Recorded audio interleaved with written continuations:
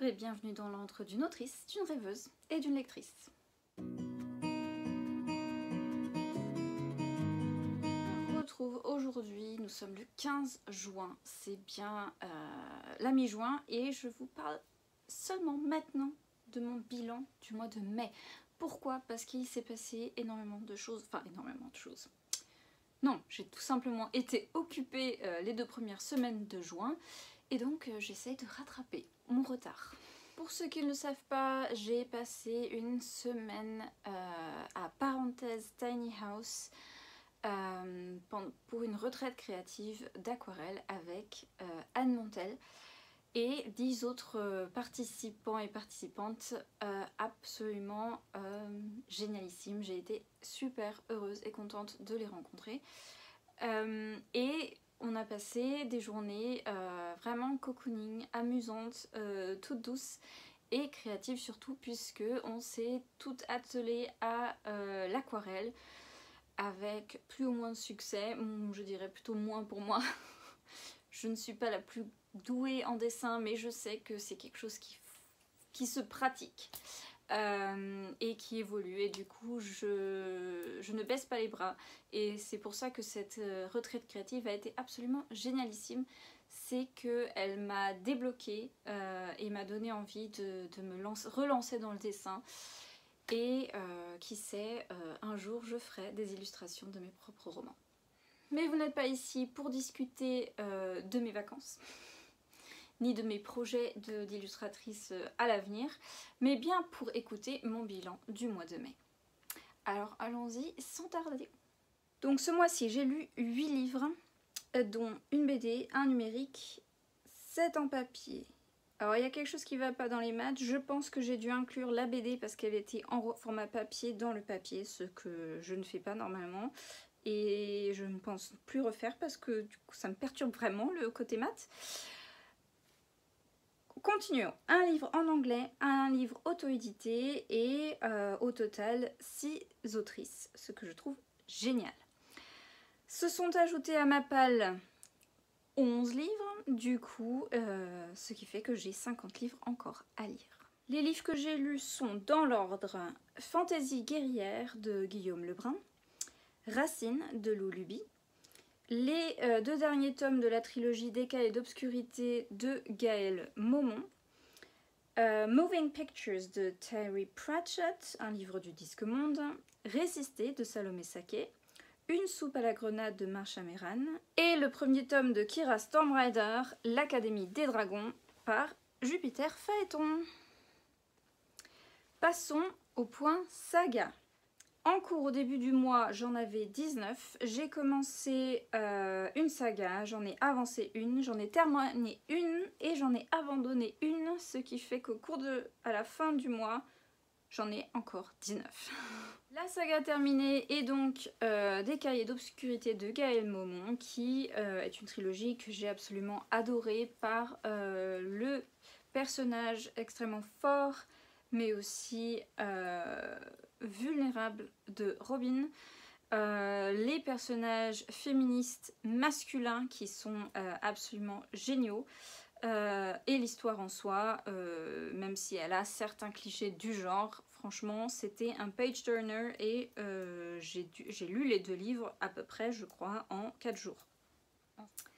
Saga avancée, il s'agit bien sûr de Disque Monde avec Moving Pictures de Terry Pratchett, et une saga abandonnée, à peine commencée d'ailleurs, puisque c'est le premier tome de Récits du demi-loup, Véritienne.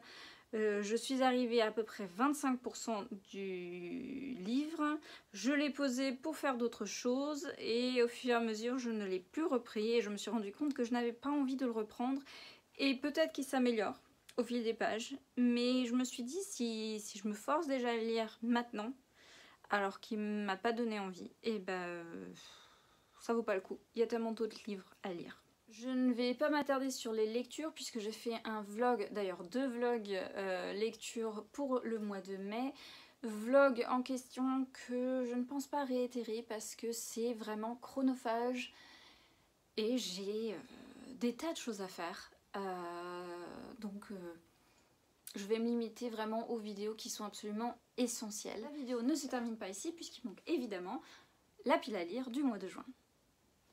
Comme d'habitude, j'ai fait ici, alors ça ne se voit pas très bien, mais voilà, j'ai fait ici une page de Bugeaud pour ma pile à lire et je vais vous parler de ça tout de suite. Premier livre dans ma palle et que j'ai déjà lu puisque rappelons-le, nous sommes mi-juin. Il s'agit de Date with Death de Julia Chapman qui est le premier tome de la saga Les Détectives du Yorkshire. Qui a été conseillé par Emilia de la bibliothèque d'Emilia et quel excellent conseil et recommandation, j'ai adoré, j'ai lu ça mais en 2 jours. Vers le milieu, je me doutais déjà de qui était le responsable et pour quelle raison. Ça semait le doute par ici par là en me disant ah peut-être que j'ai pas raison, mais j'ai tenu bon et j'ai eu raison. J'adore quand ça arrive. Ça pourrait être frustrant de savoir déjà à l'avance et du coup bah à quoi bon. Mais moi ça m'a plu. C'était très bien fait dans ce genre donc et puis moi ça me... je me sens très bien d'avoir résolu le problème avant les détectives. Voilà. Deuxième livre dans ma pile à lire, également lu, il s'agit de Brin de magie et Village maudit de Jennifer Joffre, qui est une jolie petite pépite. Je sais qu'il y a plein de gens, je viens d'apprendre qu'il y a plein de gens qui n'aiment pas le mot pépite, donc on va dire c'est un petit bijou de livre, jeunesse, cosy, avec des messages très forts que j'aurais aimé avoir eu dans ma jeunesse. Alors j'ai adoré le lire en tant qu'adulte, surtout que je pense qu'il y a certaines choses qui sautent aux yeux quand on est adulte par rapport aux messages véhiculés. Mais en tant qu'enfant, j'aurais beaucoup aimé avoir eu ce genre de récit à portée de main. Et c'est vrai qu'on voit avec ça que le monde évolue et heureusement. Et vraiment, je vous le conseille vivement. C'est absolument adorable. Le monde créé autour est très chou. Les jeux de mots, la création de certaines créatures est absolument drôle. Et les personnages sont très drôles aussi. Je trouve ça absolument mignon et adorable et je vous conseille vivement. Troisième livre dans ma pile à lire que j'ai terminé ce matin dans le lit, il s'agit d'Entrer dans le monde de Claire Duvivier. Comment dire, j'ai lu les 10 premières pages en me disant oula je vais avoir du mal et soudain ça a démarré.